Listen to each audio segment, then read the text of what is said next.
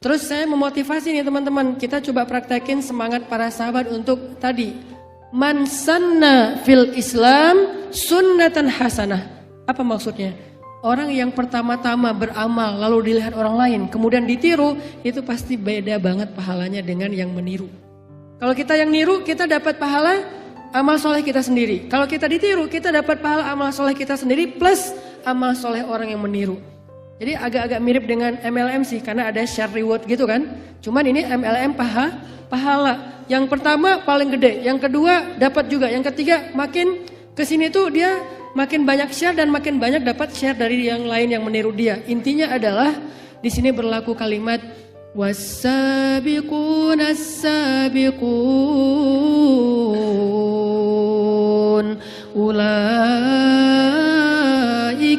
muqarrabun. Apa artinya? Tahu nggak kenapa ada dua kata sabikun di surat Al-Waqiah itu? Was-sabiqun as-sabiqun. Kenapa ada sabikun? Maksudnya was-sabiquna fid dunya fahumus sabiquna fil akhirah. Orang yang sabikun itu musabaqah, berlomba-lomba, saling mendahului. Orang yang pertama-tama berlomba-lomba dalam kebaikan di dunia, mereka juga yang pertama-tama dan duluan masuk surga. Itu maksud dari ayat tersebut. Jadi kalau kita mau nanya siapa orang yang duluan masuk surga Ustadz, maka perhatikanlah siapa yang paling selalu di awal dalam beramal solih. Baik itu sholat jamaah di shaf pertama, datang duluan, maupun yang lain-lain termasuk amal sosial. Amal-amal yang sifatnya bermanfaat buat orang lain, dia selalu yang angkat tangan. Salah satu contohnya adalah Abu Bakar As-Siddiq. Abu Bakar itu, kenapa sampai Nabi bilang kalau ditimbang amal, bahasa Nabi mah iman. Iman itu dalam bahasa tafsir itu amal soleh, sebagian artinya.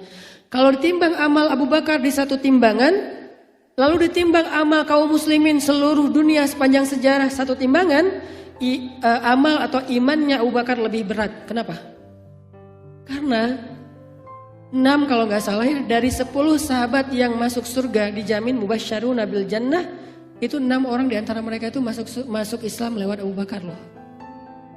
Abu Bakar yang ngajak mereka masuk Islam. Sehingga salah satu contohnya siapa? Abdurrahman bin Auf, Utsman bin Affan. Ini kan masuk Islamnya lewat Abu Bakar nih. Maka setelah Abdurrahman bin Auf masuk Islam, kebayang ya gimana infaknya Abdurrahman bin Auf? Maka pahala infak itu semua juga sama mengalir kepada Abu Bakar As-Siddiq. Gimana Abdurrahman mau nyaingin Abu Bakar? Nggak bisa. Belum lagi Utsman tuh kalau ngasih itu nggak tanggung-tanggung. Sekali dia bersedekah, angkanya kalau kita konversi ke rupiah itu 10 miliar. Sekali ngasih itu 10 miliar dan itu receh buat Utsman. Di belakang masih nggak tahu, nggak kayak itu, udah malas menghitung kayak gitu-gitu. Sampai Abdurrahman bin Auf itu ya nangis gara-gara terlalu kaya. Coba. Kalau kita nangis miskin, dia nangis kaya. Abdurrahman, lu kenapa nangis? Iya nih kaya banget. Kalau kita, aduh gimana ya, nggak bisa makan, nggak punya ini, nggak punya pulsa, nangis. Dia mah, aduh pulsa gue kebanyakan nih, unlimited gitu. Atau Abdurrahman bin Auf, dia saking kayanya Abdurrahman bin Auf, ketika beliau ngasih hadiah buat istri-istri Nabi setelah Rasulullah wafat. Kenapa dikasih hadiah? Soalnya kan istri Nabi itu ada SOP Nabi kan. SOP Nabi itu apa? Gak boleh istrinya menikah lagi setelah Nabi wafat. Karena istri Nabi kedudukannya sebagai ibunya kaum muslimin. Masa kita mau nikahin ibu sendiri? Gak boleh kan? Nah akhirnya karena Nabi udah wafat gak ada yang nafkahin istri-istri beliau, Abdurrahman berinisiatif ngasih hadiah buat istri-istri Nabi. 9 orang semuanya dikasih satu-satu. Satu orang istri Nabi kalau dikonversi ke rupiah hadiahnya 21 miliar. Satu orang istri Nabi dikasih 21 miliar. Jadi sekitar 200 miliar hadiah. Satu orang. Makanya setelah Nabi wafat, kehidupan Aisyah radhiyallahu anha itu udah lebih kayak terfasilitasi gitu.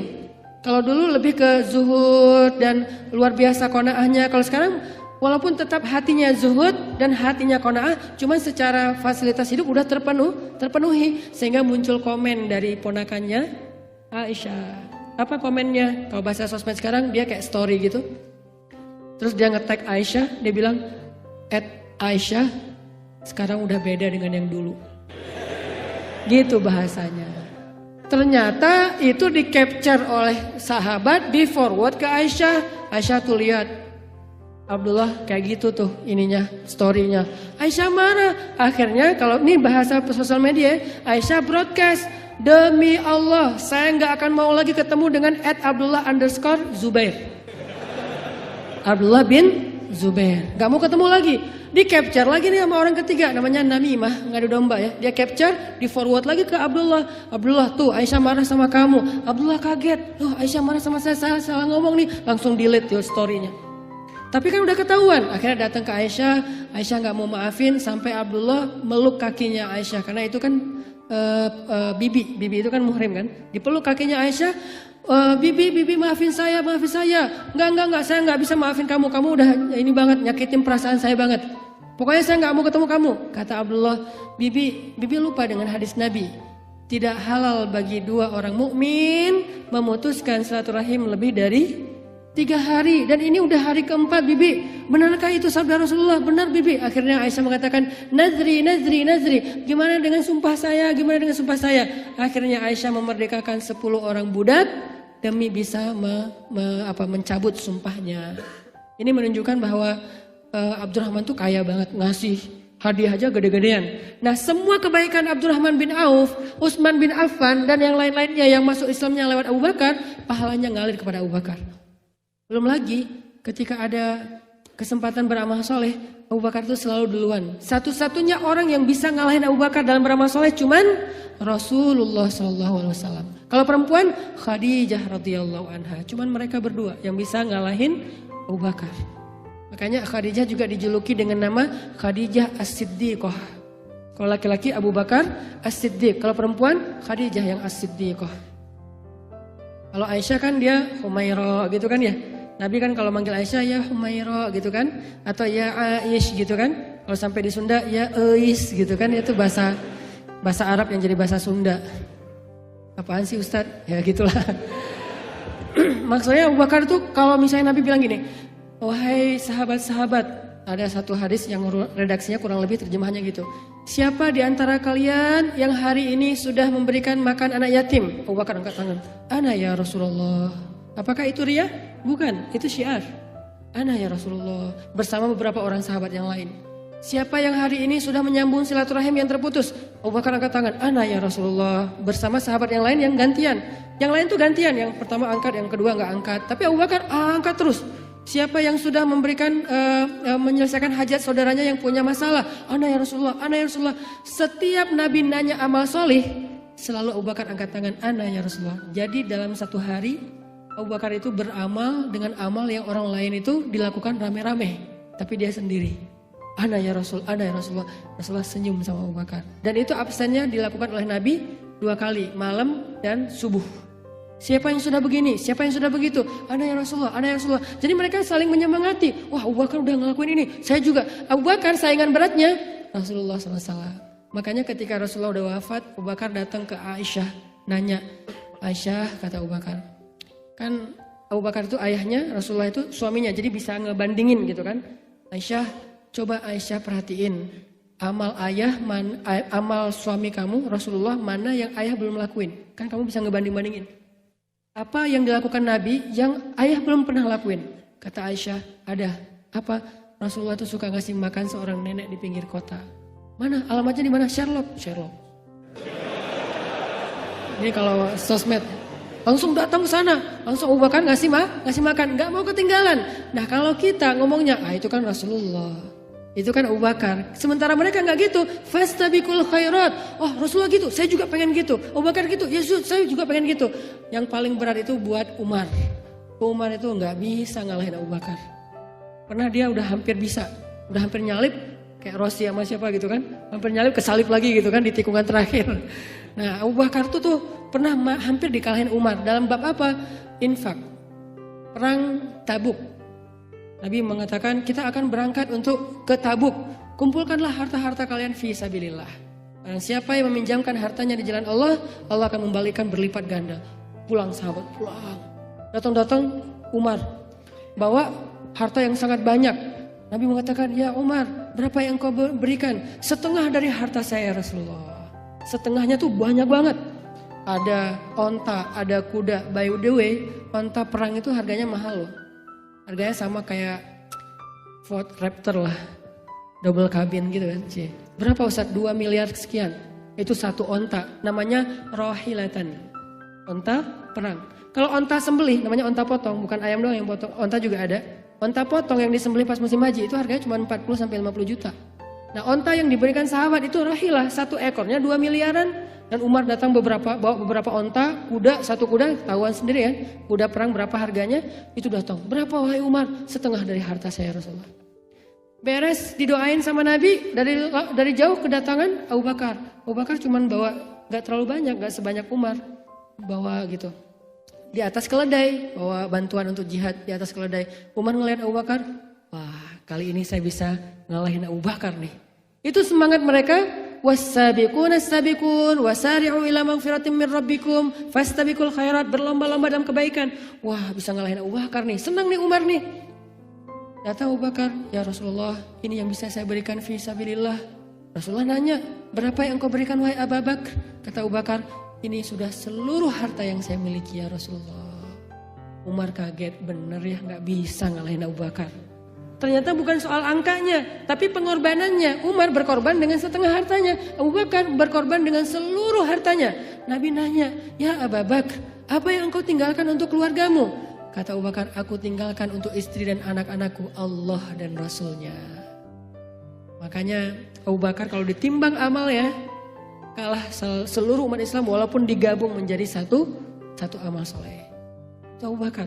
Belum lagi nanti semangat mereka dalam beramal soleh duluan gitu. Kan pernah tuh namanya perang Khaybar. Perang Khaybar itu perang umat Islam melawan Bani Israel yang paling kolosal gitu kan. Itu lebih dahsyat daripada perang-perang yang lain.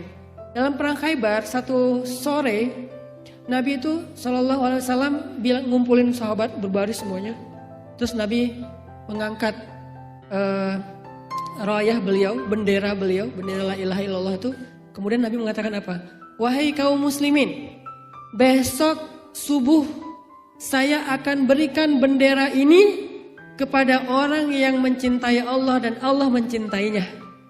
Kepada orang yang mencintai Allah dan Allah mencintainya.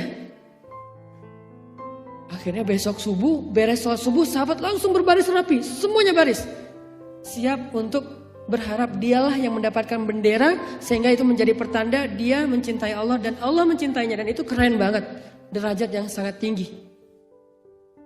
Pas Nabi jalan dari ujung barisan satu persatu gitu, Umar, Ali, Abu Bakar, yang lain-lain tuh berjejer. Yang lucu apa? Umar begitu Nabi udah dekat dengan dia maju selangkah dikit gitu. Jadi dia kayak agak muncul gitu biar ditunjuk sama Nabi. Gini. Nabi jalan lewatin, terus Umar lewat, balik lagi. Ternyata bukan Umar. Nih di sini nih semangatnya apa? Semangat pengen dapat kebaikan. Jadi sampai kayak ada inisiatifnya, ada improvisasinya. Lucu-lucu lah cerita sahabat tuh. Saking semangatnya tuh jadi kayak kocak, seru gitu kan. Makanya kalau ngebahas bab sahabat itu jangan hanya angle-nya yang galak-galak gitu kan. Oh kamu, enggak, sahabatnya ada yang lucu, ada yang sahabat kasratul mazah. Apa arti kasratul mazah? Ada sahabat yang dia itu komik banget, stand up komedian banget. Kasratul mazah itu artinya banyak bercanda. Ada sahabat yang memang hobinya itu bercanda. Saking seringnya dia bercanda sampai ditahzir. Sama sahabat-sahabat yang dia, kamu kalau tahu apa yang Rasulullah lihat, kamu akan banyak menangis daripada ketawa. Dia sedih. Oh iya ya. Tapi gue kalau garing gini nggak bisa nih, kayak ada yang kurang gitu kan. Akhirnya dia ngomong sepatah kata ketawa lagi orang teh. Susah buat dia tuh nggak bercanda tuh susah. Memang mungkin talentnya dia gift dari Allah tuh bercanda untuk mencairkan suasana. Saking sering ditahzir, disebut dia tuh kayak sia-sia lah, banyak dosa lah segala macam. Dia lapor ke Nabi, Rasulullah saya ditahzir mulu, dibully di sosial media. Terus Nabi manggil sahabat. Kenapa kalian mentahzir dia, memarahi? Tahzir itu memarahi, memperingatkan. Kenapa? Dia Rasulullah bercanda terus. Ternyata Nabi suka dengan dia. Sehingga dalam perang Khaybar yang tadi saya cerita, dia itu dibawa dekat dengan Nabi. Dan Nabi mengatakan apa? Ada satu di antara kalian yang aku mencintainya yang datang bersama kita dan dia tidak kembali bersama kita. Dan ternyata orang itu syahid dalam perang Khaybar yang tadi kathratul mazah, yang banyak bercanda. Malah dia syahidnya di perang. Jadi sahabat itu bercanda-bercanda, komik-komik, tapi itu syuhada loh. Kalau kita kan mungkin gak bercanda aja, biasa-biasa aja gitu kan. Ini bercanda aja syahid. Saking kerennya sahabat. Jadi angle-angle sirah sahabat itu emang, saya kalau baca sirah kan banyak buku-buku sirah yang tebal-tebal. Makanya kalau cari buku-buku sejarah jangan yang tipis. Itu detail ceritanya tuh gak dapet. Kalau mau buku yang detail, yang cerita-cerita kecil ada, cari yang tebal. Cuman sayangnya berbahasa Arab. Gundul pula. Ini apa kok keriting semua gitu. Ya udah deh. Nah tadi Rasul keliling. Umar udah ke depan, gak ditunjuk sama Nabi. Umar sedih. Bukan saya berarti. Abu Bakar udah gini-gini senyum-senyum. Gitu-gitu. Rasulullah lewat. Bukan saya. Kemudian sahabat yang lain juga udah gitu-gitu. Udah kayak kegeeran gitu. Lewat. Ternyata Rasulullah SAW memberikan bendera itu pada siapa? Ali bin Abi Thalib. Semuanya mengatakan beruntung sekali Abu Hasan. Beruntung sekali Abu Hasan. Ini semangat mereka. Fastabiqul khairat. Selalu saya Rasulullah, angkat tangan bergantian. Termasuk ada kasus masalah pohonnya anak yatim itu. Pohon korma yang di sebelah anak yatim, milik Abu Lubabah. Abu Lubabah punya satu pohon korma di sebelah rumahnya anak yatim. Kalau jatuh buah kurma, karena rumah anak yatim di Arab itu kan gak ada atapnya, soalnya mereka bukan musim hujan. Jadi jatuhnya ke dalam rumah anak yatim diambil dimakan, karena dipikir ini kayak ada haknya dia di situ kan. Lagi dipegang di mulutnya anak yatim, bisa-bisanya si Abu Lubabahnya ini, tapi Abu Lubabah ini salah satu ahli Badar. Gimana juga beliau ahlu Badar, orang keren banget lah. Cuman masing-masing orang ada kelebihan dan kekurangan. Diambil tuh dari tangan anak yatim, lagi ditaruh di mulutnya. Jangan, ini kan punya saya, kenapa kamu ngambil? Akhirnya anak yatim lapor ke Rasulullah. Ya Rasulullah, saya baru mau makan, ditarik sama Abu Lubabah. Dipanggil Abu Lubabah, ya Abu Lubabah, kata Nabi. Nabi kan kalau ngomongnya pelan kan, enggak, ya Abu Lubabah, enggak langsung Allah berfirman, enggak, dinasehatin dulu pelan-pelan.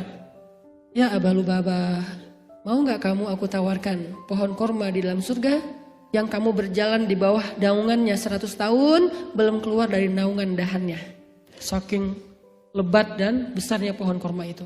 Makanya di surat Ar-Rahman ada salah satu gambaran surga itu, terutama buat anak-anak yang senang ke gunung. Itu ada surga para pendaki. Namanya surga Mudhammatan. Bacanya juga harus panjang karena dia rimbun banget. Sehingga bacanya Mudhammatan. Artinya apa? Surga yang hijau tua. Maksud surga hijau tua, lebat banget hutannya. Lebat banget kebunnya. Salah satu cirinya, pohon satu aja kita berjalan 100 tahun di bawah naungannya tuh belum keluar dari naungannya. Mau nggak Abu Lubabah punya pohon kurma di surga segede itu?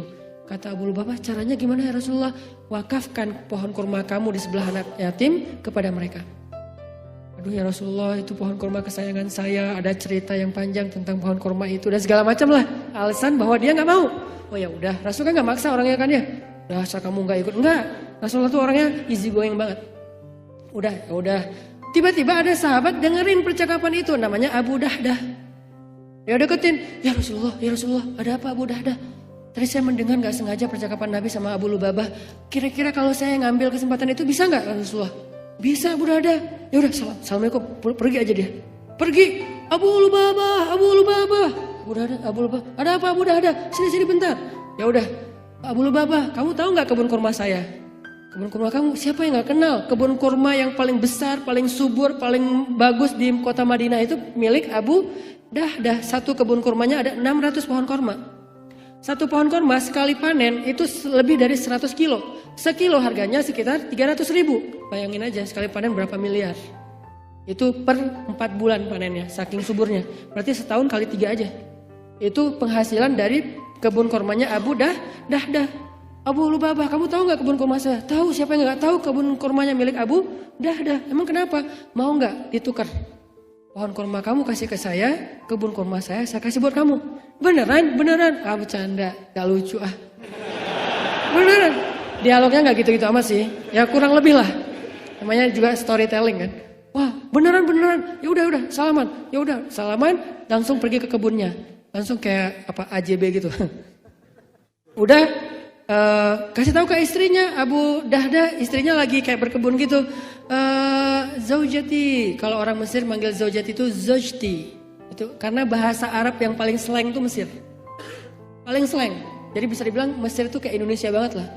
Kalau Arab Saudi itu kayak Malaysia, bahasanya terjaga gitu kan. Kalau Mesir itu Indonesia banget, bahasa slangnya tuh setiap hari dapat yang baru, kosakata baru. Perkembangannya tuh pesat. Orang Mesir kalau bilang maza bilangnya Kalau bilang la mush. Jadi bahasanya beda banget. Sampai ada teman saya orang Sunda datang ke Mesir namanya Cecep. Kan di kita Cecep bagus ya, Kasep kan. Ismake, nama kamu siapa? Sheshep. Karena nggak ada huruf C kan dalam bahasa Arab, Sheshep. Zaibaro, gimana cara bacanya? Oh, ship. Ship dalam bahasa slang Mesir artinya sendal jepit. Oh, ship. Di apa? Kata Abu Dahda, zaujati. Jadi manggil istri bisa zaujati, kalau gaulnya itu zaujti, bisa juga mereka manggilnya ana. Manggil istri ana. Kok manggilnya ana sih saya? Maksudnya kamu itu aku banget. Kayak ruhi wa albi gitu kan. Albi itu artinya jantungku, jiwaku. Jadi kayak ana lah pokoknya. Ana gitu. Ya anta. Nah, zaujati kata Abu Dahda. Ada apa wahai Abu Dahda? Keluarlah dari kebun. Kebun mereka itu ada villa di dalamnya. Ada mata air, ada sungai kecil. Ada pohon korma, 600 pohon korma yang subur-subur semuanya. Panennya kalau yang lain 6 bulan sekali, ini 4 bulan sekali. Kata Abu Dahda, zaujati, istriku, keluarlah dari kebun ini. Kenapa? Aku sudah menjualnya. Apakah kamu dapat untung wahai Abu Dahda? Untungnya besar. Kepada siapa engkau menjualnya? Kepada Allah. Dan untungnya adalah kebun kurma di dalam surga. Apa kata istrinya? Itu baru untung besar wahai Abu Dahda. Ini istrinya juga soleha banget. Hah? Ke Allah? Nah itu beda. Itu beda nih. Tergantung komen ya. Jadi aku gak kamu anggap. Sinetron. Di sini banyak pemain-pemain yang lebih pro lah. Kalau saya nggak gitu-gitu amat lah ya, jadi nggak bisa acting kecuali depan, udah cukup, depan mantan.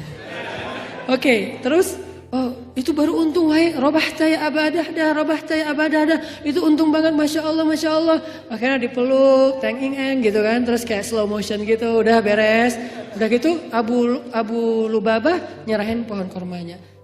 Sampailah berita ini kepada Rasulullah SAW.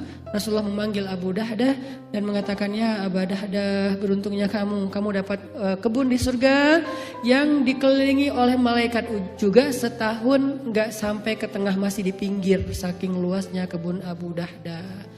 Kenapa? Karena semangatnya untuk meraih kesempatan dalam beramal soleh itu dahsyat banget di antara mereka. Makanya ada ayat was-sabiqunal awwalun minal muhajirin wal ansar walladzina ittaba'uhum biihsan. Kalimat yang paling penting, radhiyallahu anhum wa radu'an. Allah udah ridho sama mereka. Kalau udah dapat ridho Allah udah selesai. Radiyatan mardiyah. Berarti kalau dia meninggal nanti panggilannya apa? Ya ayyatuhan nafsul mutmainnah. Bukan, lo sini lo. Enggak. Ya ayyatuhan nafsul mutmainnah. Dipanggil Allah itu lembut. Jadi bukan kullu nafsin za'iqatul maut. Kan ngeri ya. Mautnya panjang lah gitu. Kayak bahasa di sosial media, makaci panjang gitu kan. Terus pakai iyahnya CH, makasih yah. Lebay banget sih. Kullu nafsin za'iqatul maut, ya ayyuhal 'asi. Enggak gitu panggilan malaikat. Ya ayyuhan nafsul mutmainnah. Jadi kalau ada khatib baca ayat ini dengan suara tinggi, itu kayaknya kurang cocok dengan konteksnya. Harusnya kalau baca ayat ini bukan ya ayyatuhan nafsul mutmainnah. Ini lagi marah atau lagi manggil baik-baik sih? Karena itu kalimatnya kan lembut kan, harusnya dipanggil ya ayyatuhan nafsul mutmainnah irji'i ila rabbiki radiyatan mardiyah. Kemudian di sana dipanggil sama malaikat salaman, selamat gitu. Kenapa bisa gitu? Karena Allah udah ridho sama dia. Arti Allah udah ridho, Allah udah Udah restuin dia banget. Allah udah sayang sama dia, Allah udah cinta sama dia, Allah udah mengabulkan semua amal soleh dia. Kenapa? Karena Allah ngelihat kesungguhan dia dalam beramal soleh. Langsung saya Rasulullah, berlomba-lomba. Kebayang sahabat ketika turun ayat ya, cara mereka beramal ya, itu dahsyat banget loh. Ini bisa jadi pelajaran juga buat kita. Turun ayat ini tentang hijab. Di Al-Nur sama Al-Ahzab. Wahai Nabi, kata Allah, katakanlah kepada istrimu dan orang-orang perempuan-perempuan yang beriman, agar mereka menjulurkan jilbab mereka. Itu membuat mereka lebih mudah dikenal dan membedakan dengan orang yang tidak beriman. Turun ayat ini, Nabi ngumpulin sahabat-sahabat yang cowok-cowok. Nabi bacain, wahai kaum muslimin, udah turun ayat untuk kalian. Oh ya Rasulullah, bacain Rasulullah. Dibacain sama Nabi, baru selesai dibacain. Mereka gak nungguin Rasulullah tafsirnya, Rasulullah hadisnya, Rasulullah wawasannya, tausiah. Kok tausiah cuma satu ayat? Enggak. Ini hebatnya sahabat. Begitu beres dibacain satu ayat, mereka langsung salamin Nabi. Ya Rasulullah, saya pulang dulu ya. Ngapain? Mau ngasih tahu istri tentang ayat ini? Gitu semangatnya. Ya Rasulullah, saya pengen pulang, saya mau ngasih tahu istri. Emang kamu udah nikah? Oh ya belum. Lupa. Saking semangat gitu. Jadi kayak pengen langsung diamalin. Yang udah nikah langsung pulang. Istriku, anakku yang perempuan gitu. Udah turun ayat tentang kalian. Masya Allah. Langsung duduk di dalam rumahnya. Mereka siap-siap didengarkan bacaan ayat itu. Ketika dibacakan ayatnya, langsung seketika itu juga mereka menutup kepala mereka dengan apa yang ada di tangan mereka. Ada panci pakai panci, ada jemuran pakai jemuran. Pokoknya itu yang disebut dengan spontanitas dalam beramal soleh. Bahasa Islamnya tuh wasari'u ila maghfiratin min rabbikum wa jannat. Kayak gitu banget. Turun lagi ayat, lan tanalul birra hatta tunfiqu mimma tuhibbun. Tidaklah sempurna kebaikan kalian sampai kalian menginfakkan harta yang paling kalian cintai. Assalamualaikum, waalaikumsalam, pulang, semuanya pulang. Jadi turun satu ayat pulang. Jadi kalau saya baca sekarang, kalimatan khafifatan 'alal lisan, habibatan ilar rahman, tsaqilatan fil mizan.